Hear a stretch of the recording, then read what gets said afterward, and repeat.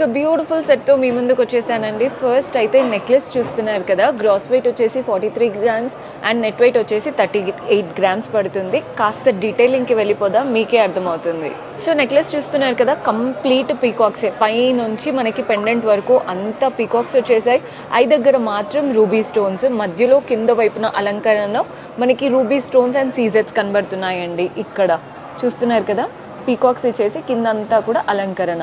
Main pendant Dhanalakshmi pattern, అమ్మవారి రూపం, అటు ఇటు పీకాక్స్, చుట్టూ అలంకరణ అంతా కూడా రూబీస్, సీజెట్స్ అండ్ ఎమరల్డ్స్తో.